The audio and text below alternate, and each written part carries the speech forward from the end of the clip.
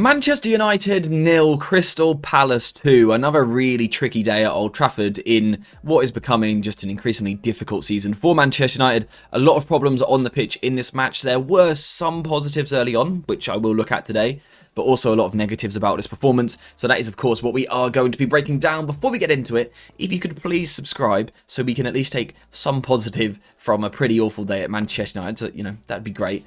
And then we'll get into the video and look at what really happened. So initially, just because I like to do this, I am going to focus on a positive for Manchester United in terms of Ruben Amorim tactically approaching the game in an interesting way, and early on in the match it was really working. Now, what we're looking at here is positional rotations from the players to try and take advantage of the opposition system. And the system is actually quite important here, because when we look at this on paper, we can see the matchup.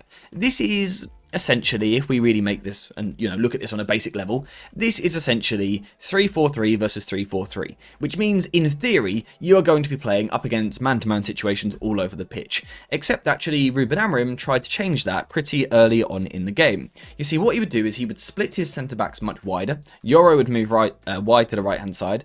Lisandro Martinez would do the same on the left, dragging the Crystal Palace forwards quite wide, and then Bruno Fernandes would actually drop into moments like this, creating a back four for Manchester United. Now, what this allowed us to do was actually not play man-to-man, which really suits us because we can't play man-to-man. So having the extra man here, we've got 4, whereas Palace have only got 3. It gave United the extra player, allowed us to get on the ball, and early on actually show some signs of progressing the ball, particularly because Will Hughes for Palace was now caught out. You see, previously he was meant to be man-to-man with Bruno, but now because Bruno's dropping a little bit deeper, he gets stuck. So either we've got a spare man here, or Will Hughes needs to try and do something about it, and there were moments where he tried to do that. So he would start squeezing a little bit higher, but Palace at this point in the game were passive, so United could sort of cycle the ball wide and then come back into the space that we've just created. And we could see Kobbie Mainoo in positions like this, with a lot of time, able to pick the ball up, turn and move towards the Palace back line, and this was United early on in the game doing a pretty good job. The problem is, as the game progressed, Crystal Palace sort of adapted and adjusted. Will Hughes stopped being so aggressive and stopped jumping out so much, and actually just started defending in this space. And what this did was it really took away a lot of the effectiveness of Kobbie Mainoo, because he didn't have so many spaces to operate in. Now, as a result of this, United were able to get on the ball. Not sure what happened to my voice there. But United were able to get on the ball. We were able to start to control possession. We can see in the numbers, we did have a lot of ball in this match.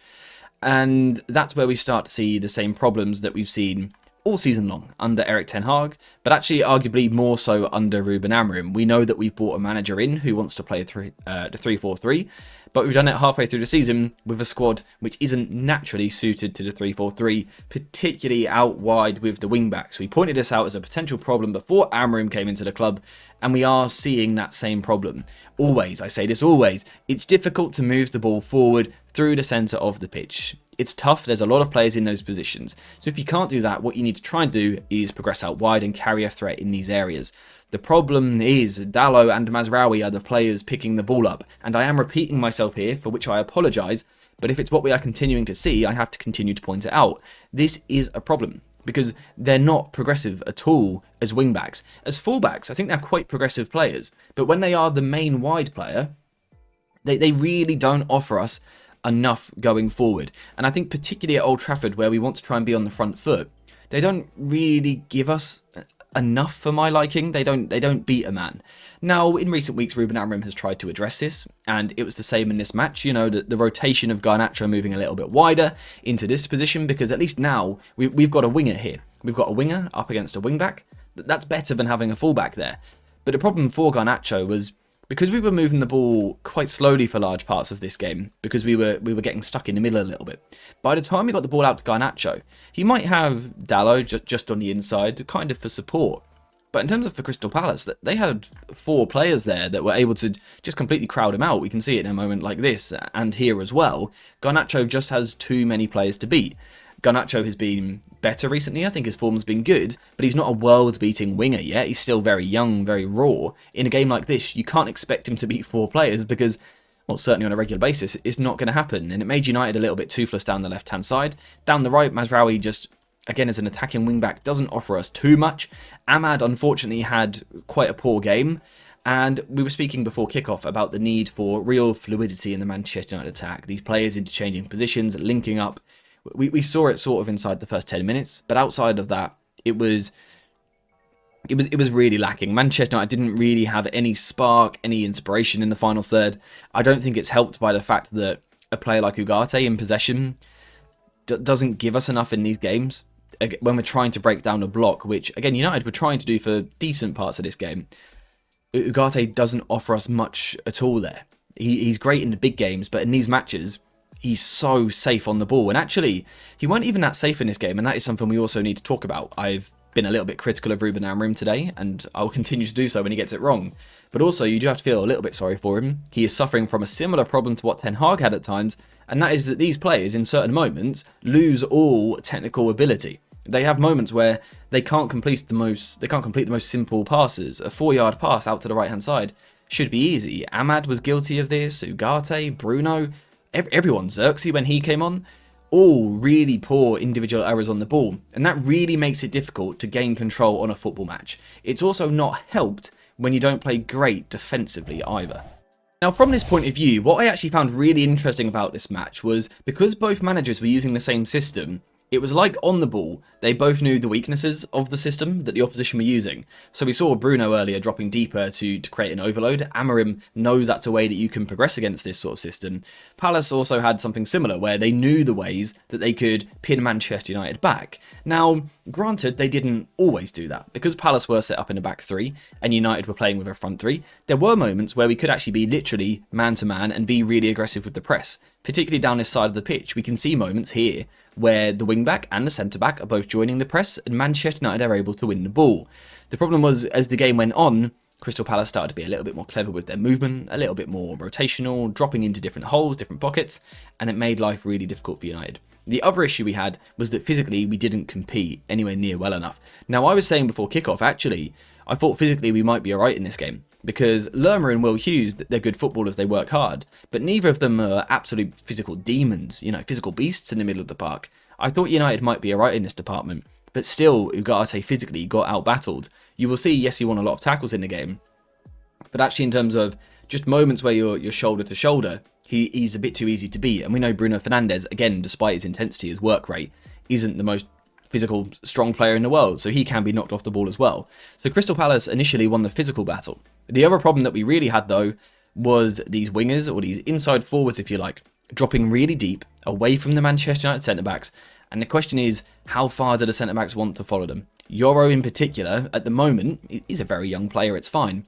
But he is just struggling with the timing of that jump. He finds it difficult knowing when to drop into cover the space and when to go all the way forward with the inside forward, which is understandable. At times, these players are dropping into their own half, and Yoro doesn't always want to go into those positions, but it causes a problem. And what it does is it really opens up a huge space like this behind the Manchester United midfield and in front of the centre-backs, and that causes a huge problem.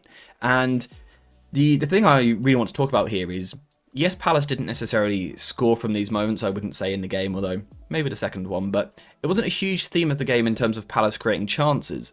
But in terms of United wanting to control the game, you lose control of the games when you can't win the ball back where you want to. So if we're trying to press but failing, that's a problem, because it leaves us in a vulnerable position. Out of possession, we're not controlling where the ball is going. And like I said, players are able to run at us in these pockets here.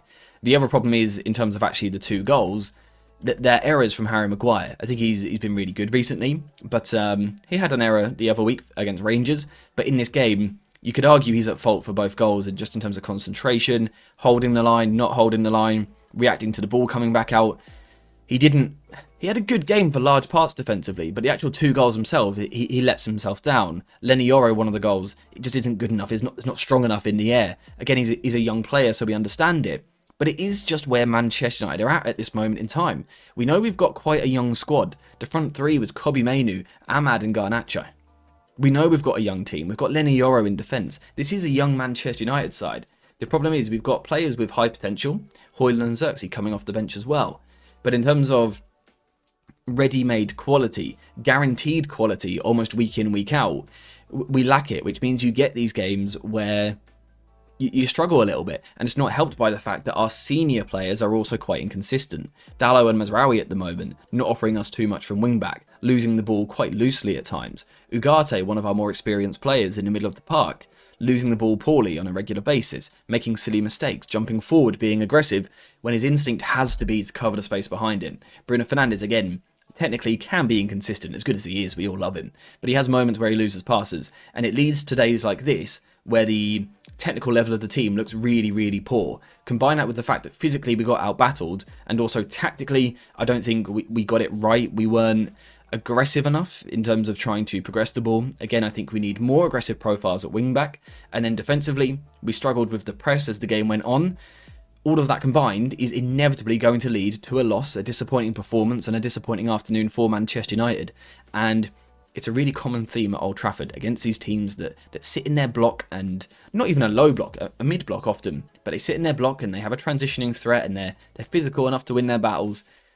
We seem to lose these games a lot at the moment. It's a real problem, and it's a bad day again for Manchester United. Now, again, we shouldn't be all doom and gloom. We know we've got a couple of new players coming into the club. They're not going to transform it, but they will offer us something. It's a different profile that Amorim will have to work with moving forward. We also know that long term, Amorim will hopefully get a better squad in terms of a squad more suited to the 3-4-3. But also, Amorim, he does need to evolve. There's certain things tactically where I think he's doing good and we are progressing. Bruno, early on dropping, was good. That was a good element to see, a good rotation. But there are other moments where it's still a bit too much like what we saw a month ago, and we're not progressing at the rate that I would like. So, yeah, it's a bad day for Manchester United. It is a bad day. There is no hiding that. So I don't really think there's anything else to talk about for today. So we're going to wrap it up there. Thank you guys very much for watching. Hope you have enjoyed this video as always. And yeah, I'll see you in the next one.